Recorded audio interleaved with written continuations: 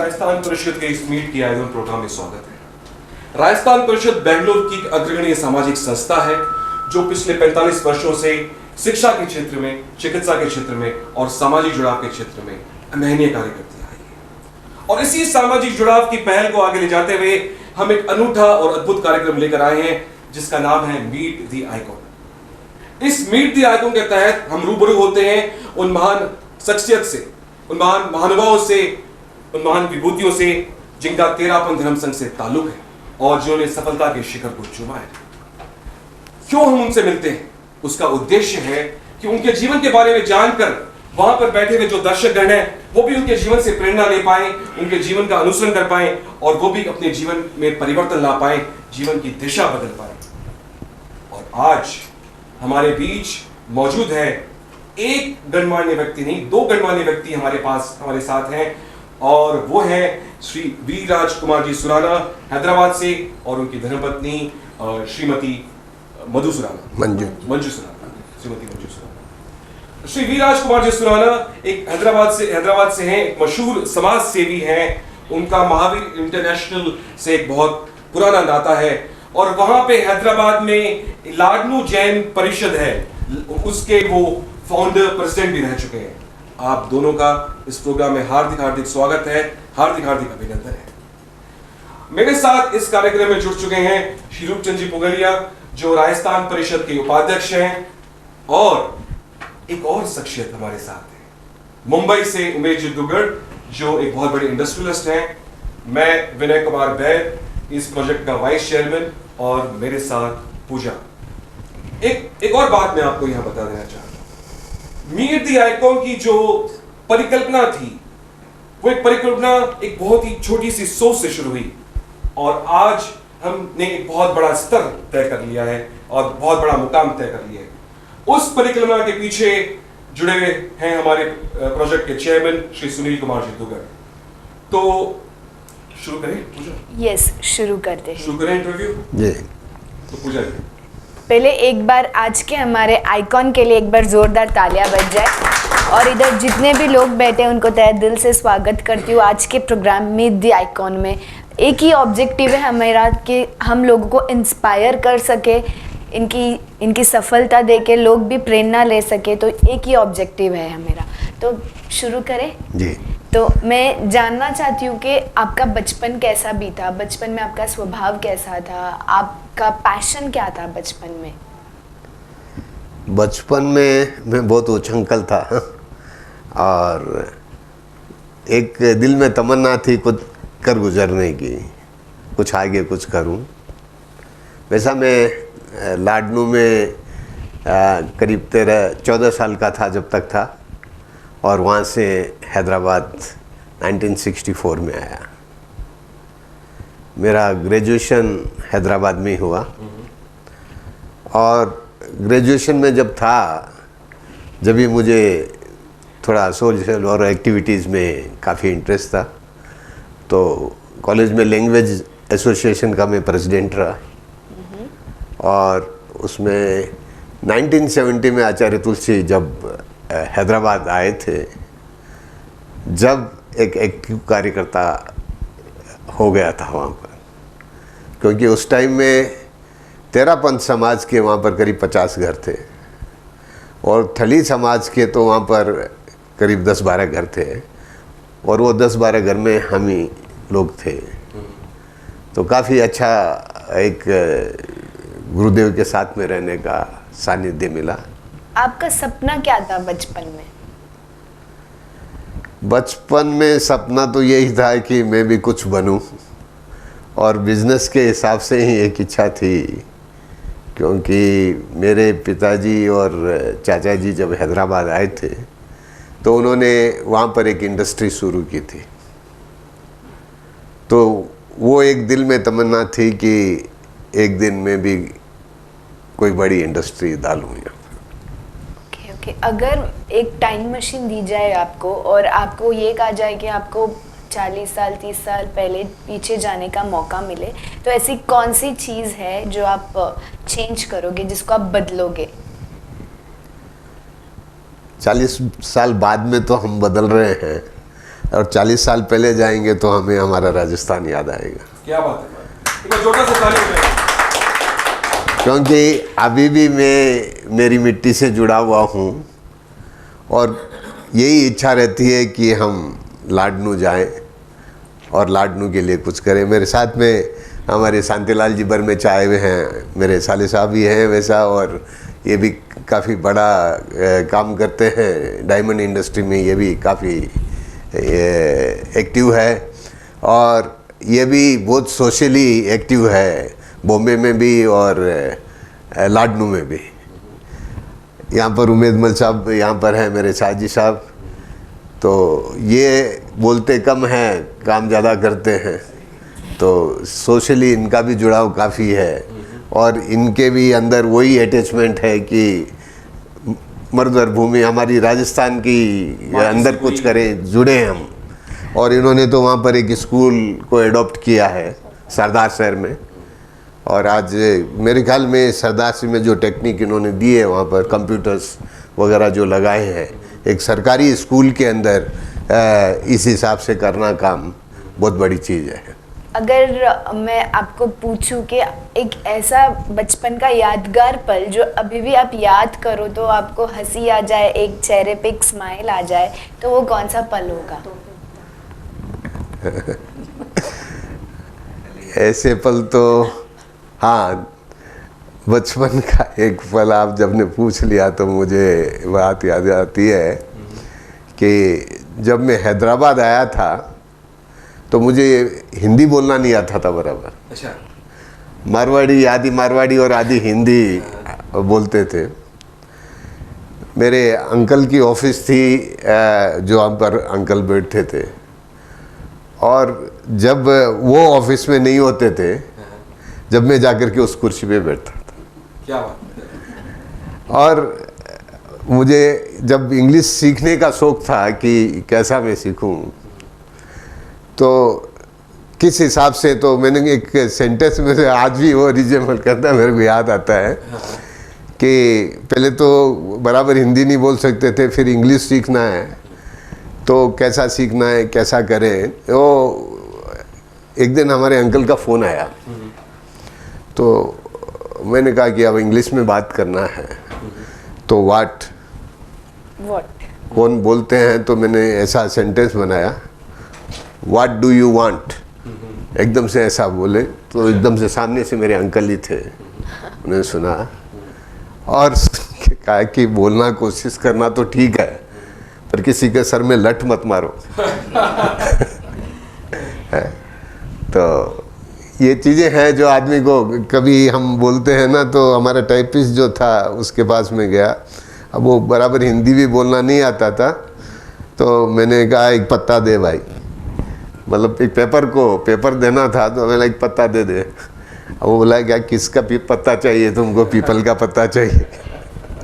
तो ये एक चीज़ हो जाती है जो अभी भी दिमाग में कभी कभी घूमती है, स्मृति। अच्छा, एक और बात आपसे जानना चाहूँगा सुराना जी, कि बचपन में घर का माहौल कैसे था? आप माता पिता से क्या आपको संस्कार मिले? क्या धार्मिक माहौल था शुरू से ही? जी, वो संस्कार ही तो आज काम कर रहे हैं। वो संस्कार ही माँ बाप का जो मिले हुए हैं हमें, वही काम कर रहे हैं। हम जॉइंट फैमिली में थे और वो एक माहौल जो घर में रहता है, और वो माहौल ही आज से हमको यहाँ तक पहुँचाया है जिस माहौल में हम रहे। अच्छा जी। और ये भी जानना चाहूँगा मैं, मैंने आपके बारे में पढ़ा कि आप वायर मैश इंडस्ट्री में हैं जी। तो ये शुरुआत कैसे हुई? क्या शुरुआती दौर में आपको जीवन में बहुत संघर्ष सहना पड़ा? और जब आपने वो संघर्ष सहा तो कौन सी शक्ति थी जिसने आपका मनोबल टिकाए रखा? ये तो विल पावर होता है आदमी का, जब विल पावर काम करता है तो आदमी उसके साथ में काम करता है। और किस तरह का संघर्ष? संघर्ष तो ऐसा है ना कि जब कोई चीज़ नहीं हम शुरुआत करते हैं, जहाँ से हम आते हैं, तो कुछ न कुछ उसके लिए खपना पड़ता है। और कोई भी चीज़ जब मिलेंगी आपको, जब आप उसके लिए पूरी मेहनत और करेंगे। हमारी जो इंडस्ट्री जो आंध्र प्रदेश में, जैसे आपने कहा था कि भी वो तो कलकत्ता बेस है, वो लोग कलकत्ता से शुरू हुए। यहाँ आंध्र प्रदेश में साउथ में हम लोग पहले थे। अच्छा जी। तो ये जो शुरुआत थी मेरे पिताजी और मेरे चाचा जी ने की थी, और उनके बाद में मैंने इसको संभाला। अच्छा, तो जब आप उस दौर से गुजर रहे थे, कोई ऐसा शख्स था जिसके पास आप हमेशा जाते थे सॉल्यूशन ढूंढने के लिए, अपने सवालों का जवाब ढूंढने के लिए, तो कोई प्रेरणा बना उस दौर में आपका? नहीं, मेरी प्रेरणा मेरे अंकल थे। अच्छा जी, मैंने उनसे सीखा सब कुछ। मैं हमेशा कभी किसी को फॉलो करता था कि कोई भी चीज़ के अंदर किसका अनुसरण करूं।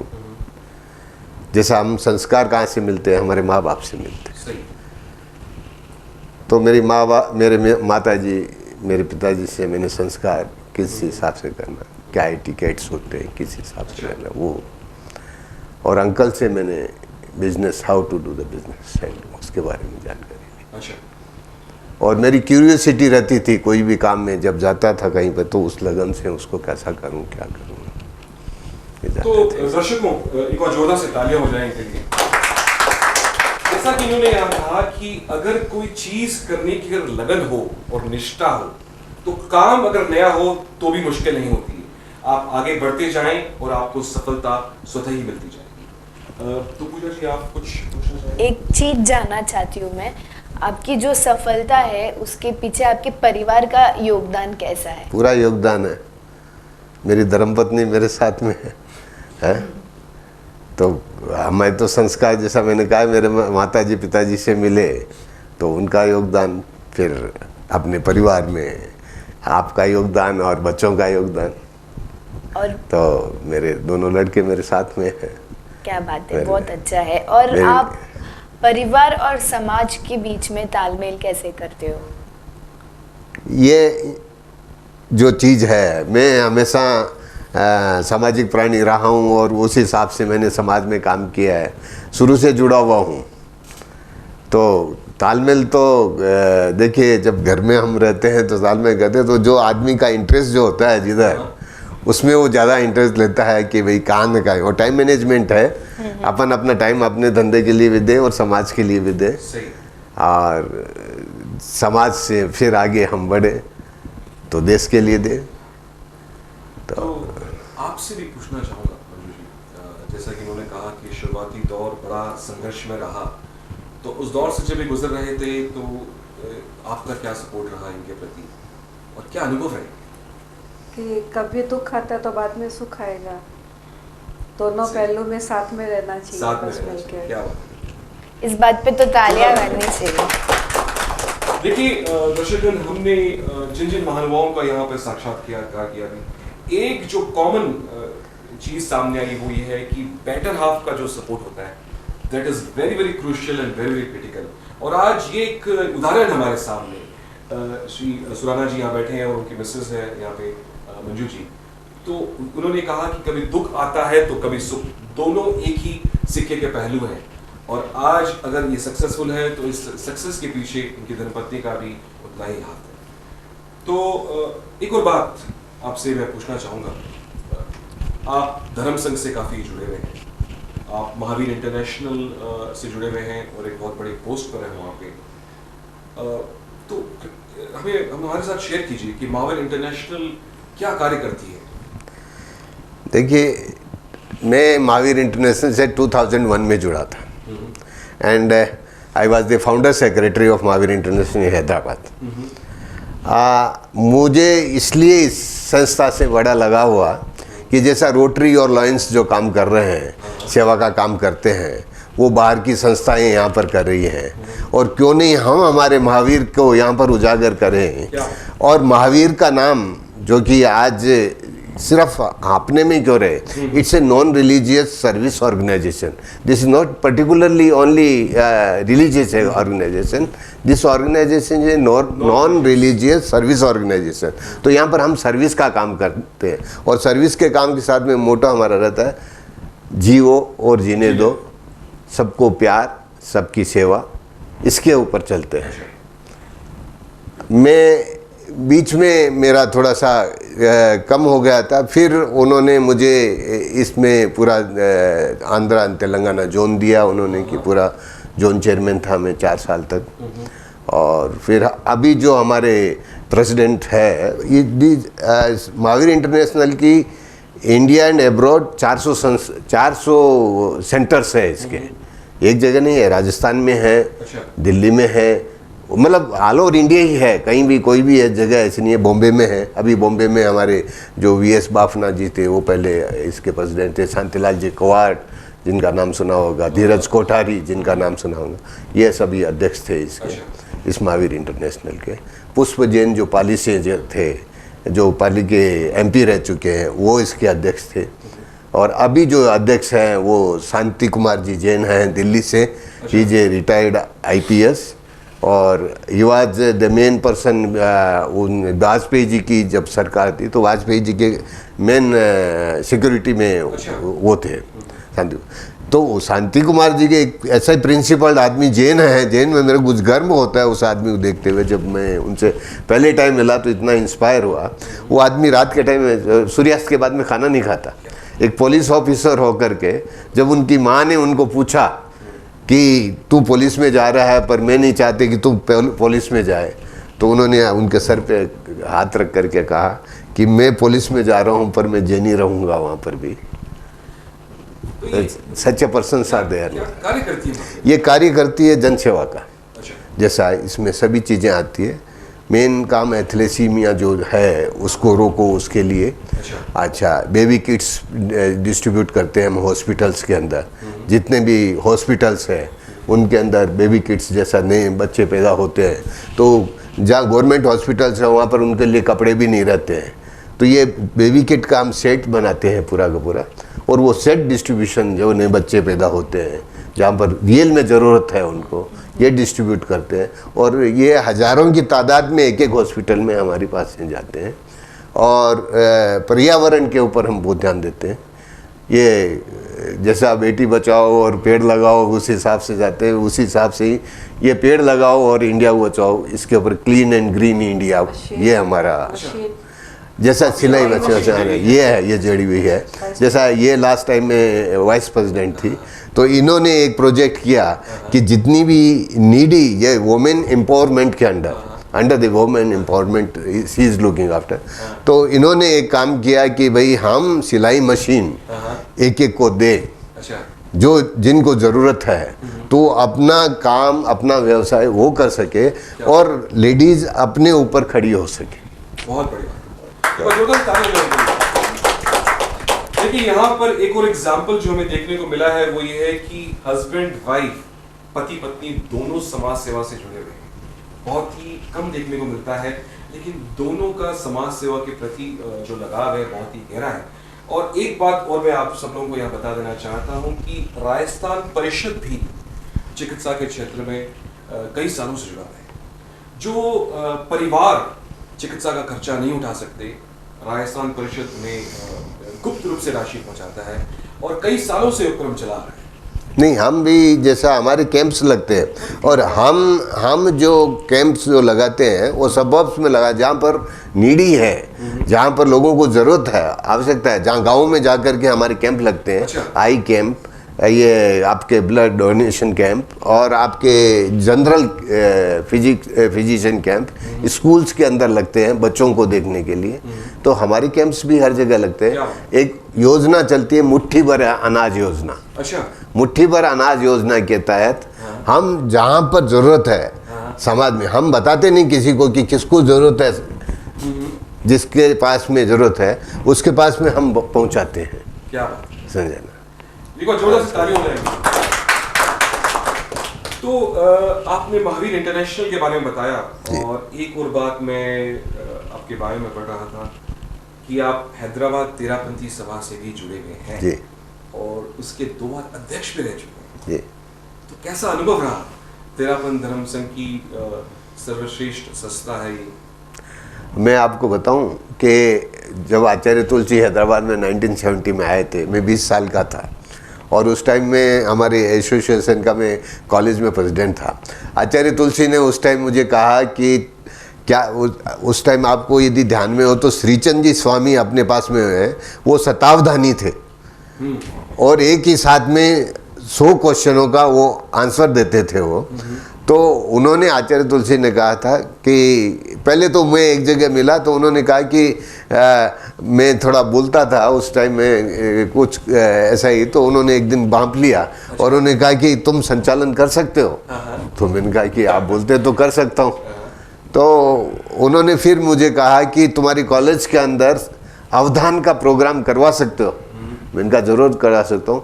उस दिन अवधान का प्रोग्राम मैंने कॉलेज में करवाया और उस अवधान के प्रोग्राम में 400 यूनिवर्सिटी के लेक्चरर्स, कॉलेज के लेक्चरर्स और वहाँ स्टूडेंट्स आए और अपने धर्म संघ में मुनि दुल्हराज जी हुए हैं, जो कि इंग्लिश का उनका बहुत बड़ा नॉलेज था और वो अपने तेरापंथ धर्म संघ में इंग्लिश ट्रांसलेशन वही करते थे। तो श्रीचंद जी स्वामी ने अवधान किया और दुल्लाराज जी स्वामी ने उसका इंग्लिश ट्रांसलेशन किया। तो ये एक बहुत बड़ा प्रोग्राम उस टाइम में हुआ था। और उसके बाद में तो मैं युवक परिषद का संस्थापक मंत्री रहा और फिर शुरू से जुड़ा हुआ था तो आगे बढ़ा। फिर 99 में राकेश मुनि का चातुर्मास था, याद है? राकेश मुनि एक लर्नड मुनि हुए हैं अपने धर्मसंघ के, तो उनका चातुर्मास था। तो उसमें मैंने अध्यक्षता की थी उस टाइम में, उनके टाइम में। तो फर्स्ट टाइम वहाँ पर तेरापंथ समाज का मैंने पूरे आंध्र प्रदेश का सम्मेलन किया था और उसी टाइम अणुवर्त सम्मेलन किया था। वो फर्स्ट टाइम हुआ था हैदराबाद के अंदर, पूरे आंध्र प्रदेश का पूरा। तो उस टाइम में जो आपके अणुवर्त समिति के सीतासरण शर्मा अध्यक्ष थे, तो उन्होंने लिखा कि यदि हमको ये मालूम होता है कि हैदराबाद में इस तरीके का कार्यक्रम हो सकता है तो हम तो पूरे साउथ का यहाँ पर अणुवर्त सम्मेलन रख लें। तो these are the memories I have. Manju ji, आप भी महिला मंडल से जुड़ी हुई हमने सुना। हाँ। तो महिला मंडल में आपको काम करके कैसा लगा और क्या क्या वहाँ पे भी हो रहा है? नहीं, अभी तो नहीं हूँ, मैं पहले थी। अच्छा। हाँ, पर तो कैसा अनुभव रहा? अच्छा अनुभव रहा, इससे जुड़ते अच्छा, रहते हैं, अपना जुड़ा होता रहता है समाज से। एक बात की दाद देना चाहूँगा, दो पति पत्नी समाज सेवा में लगे हुए हैं, चाहे महावीर इंटरनेशनल हो, चाहे तेरापंथ धर्म की संस्थाएं हो, ये बहुत ही काबिले तारीफ है। एक बार जोरदार से ताली हो जाए। बहुत अच्छा लगा। आज हम राजस्थान परिषद में बेंगलोर में आपकी वजह से और सुनील जी की वजह से यहाँ पर आए और आप लोगों के पास विनय जी अच्छा लगा कि आपने हमारे कुछ जानकारी हमारे से ली। और आपसे तो अभी काफ़ी कुछ बातें करनी है। एक और बात जो मैं आपसे करना चाहूँगा वो ये है कि आपने आचार्य श्री तुलसी जी को देखा, आचार्य श्री महाप्रज्ञ जी को देखा, आचार्य श्री महाप्रज्ञ जी का आपको सानिध्य मिला? नहीं, मैं 90 अभी जैसा मैंने कहा कि 12 से 14 के बीच में भी मैं अध्यक्ष था। अच्छा। जब आचार्य तुलसी की जन्म शताब्दी हमने मनाई, तो जन्म शताब्दी का एक मैं आपको प्रकरण बताता हूँ कि जन्म शताब्दी का जब प्रोग्राम ये हुआ था हमारे हैदराबाद में, तो मैंने चारों समाज के लोगों को वहाँ पर बुलाया। अच्छा। पूरे जैन समाज के चारों समाज के लोगों को वहाँ पर बुलाया और जहाँ पर आचार्य तुलसी का हमने स्वागत किया था, वहाँ से मेरी अपनी सोच थी वहाँ पर कि कुछ ऐसा कि लोगों को मालूम पड़े। आज जो पीढ़ी वहाँ पर है, हैदराबाद में अभी 1500 तेरापंथी परिवार है। अच्छा। जहाँ 50 थे उस टाइम में, अभी 1500 परिवार है। तो मैंने वहाँ से शुरुआत की जहाँ से आचार्य तुलसी ने जिनका स्वागत हुआ था, वहाँ से हमारा जुलूस शुरू हुआ।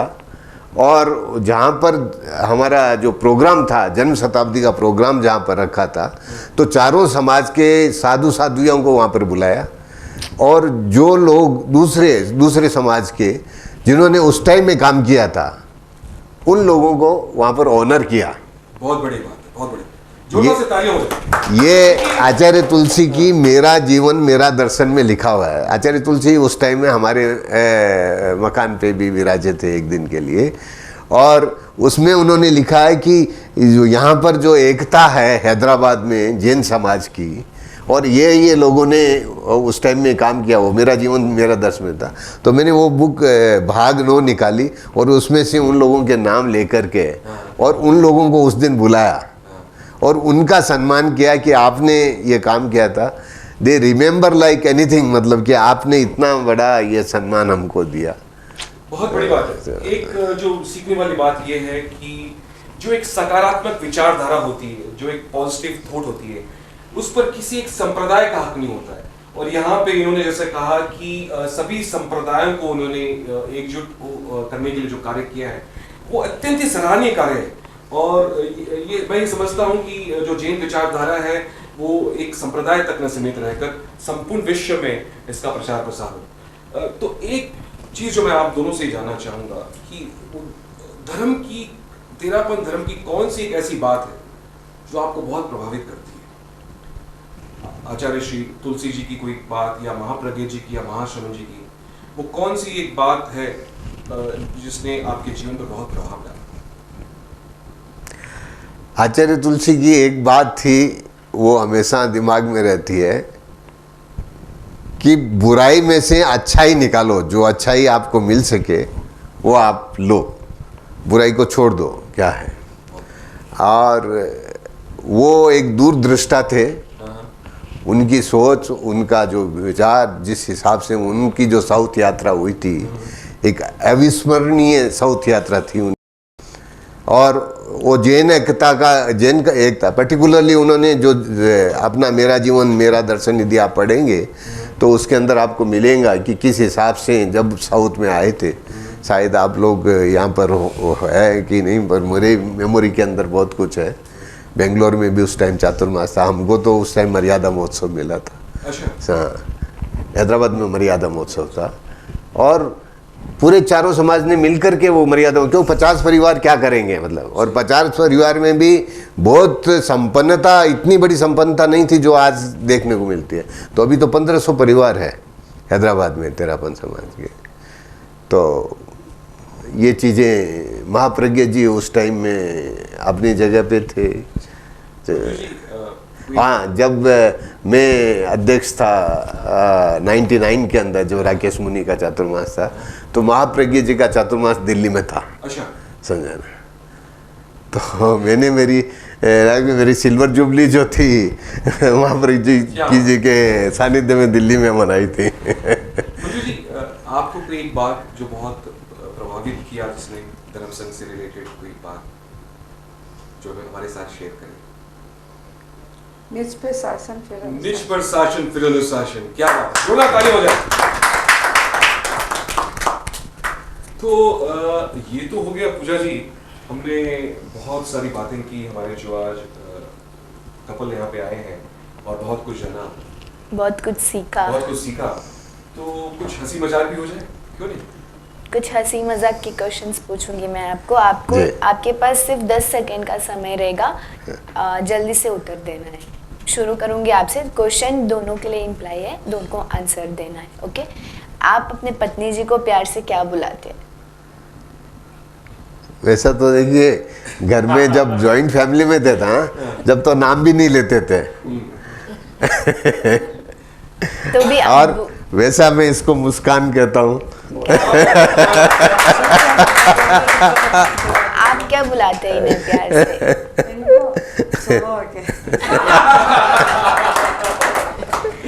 अगर आपकी पत्नी जी आपसे रूठ जाती है तो आप किस तरह मनाते हैं? यही झगड़ा होता है। तो आप किस तरह मनाते हैं इन्हें? 2 दिन बात नहीं करते। सॉरी पहले कौन बोलता है? सॉरी पहले कौन दोनों ही बोलते हैं। नहीं, हम ही बोल देते हैं। एक ऐसी चीज जिससे आप डरते हो, एक ऐसी चीज जिससे आप डरते हो। डरना तो मैंने मेरी लाइफ में सीखा भी नहीं। अगर आपको चांस मिले कि आप कोई हीरोइन के साथ बात कर सको तो आप वो कौन सी हीरोइन होगी? चाहे वो पुराने जमाने की और नए जमाने की, वो कौन सी अभिनेत्री होगी जिससे आप बात करना पसंद करोगे? नहीं, मैं तो मिला भी एक बार था जब हमारी मीटिंग थी, हम लोग जेसीस में थे उस टाइम में, और रिड्ज होटल से हम निकल रहे थे, तो हेमा मालिनी हमको मिले थे वहाँ पर, समझना। क्या हाँ, तो ये एक मधुर यादें रह जाती है, मतलब समझना। आपका फेवरेट हीरो कौन है? अक्षय खन्ना। अक्षय खन्ना। और आपकी फेवरेट हीरोइन? हेमा मालिनी। देखिए, हमारी में फेवरेट हीरोइन तो यही है, इनके साथ ज़िंदगी बितानी है हमें तो।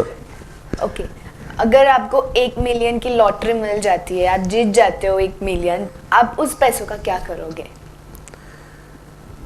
पैसों से क्या करेंगे, अब तो वो तो कर ही रहे हैं कि पैसों से क्या करेंगे, कुछ अपने काम आते हैं, कुछ समाज सेवा के काम लगे है, और अब जो लाइफ है अपनी समाज सेवा के लगे तो बहुत अच्छा है? सेम क्वेश्चन फॉर यू, आप क्या करोगे अगर आपको 1 मिलियन की लॉटरी मिल जाती है? थोड़ा समाज में थोड़े गहने बनवाऊंगी। एक ऐसी चीज जो आप कभी करना नहीं चाहते हो? देखो, ये जो बात पूछने कभी करना नहीं चाहते हो, वो है कि न मैंने सिगरेट को हाथ लगाया, न मैंने दारू को हाथ लगाया, और मेरा हमेशा बैठना उठना उन लोगों के साथ होता है जो कि लिकर लेते हैं। बहुत बड़ी बात, काबिल तारीफ बात है। देखिए, बहुत बड़ी सीख मिलती है यहाँ पे कि अपने आप को संयमित कैसे रखना। आप किसी एक परिवेश में वहाँ पे मौजूद, ऐसे माहौल में मौजूद हो जहाँ पे नकारात्मक कुछ बातें हो रही हैं और आप वहाँ पे सकारात्मक हो, तो ये बहुत ही काबिल तारीफ। नहीं, सब नहीं लेते हैं, सब काफी जोर भी देते हैं, तो ऐसे ही मेरे बच्चे हैं। और एक ऐसी चीज जो आप नहीं करना चाहते? मैं नहीं करना चाहती, ऐसा तो कुछ भी नहीं है। कुछ भी नया करने की इच्छा ही रहती है, हाँ ये करूँ वो करूँ। अच्छा पूजा जी, एक और बात जो मुझे पता चली है कि मंजू जी बहुत अच्छा गाती है। तो मंजू जी, अगर आपको इनके लिए कोई गाना गाना हो तो कौन सा? तुम्हें मेरे मंदिर, तुम्हें मेरी पूजा, तुम्हें देवता हो, तुम्हें देवता हो। कितनी मीठी आवाज है। और आप अगर कोई गाना समर्पित करना चाहते हैं तो? कोई डायलॉग, कोई गाना, कोई कुछ भी गाना। चलेगा। डायलॉग तो देखिए है नहीं, बस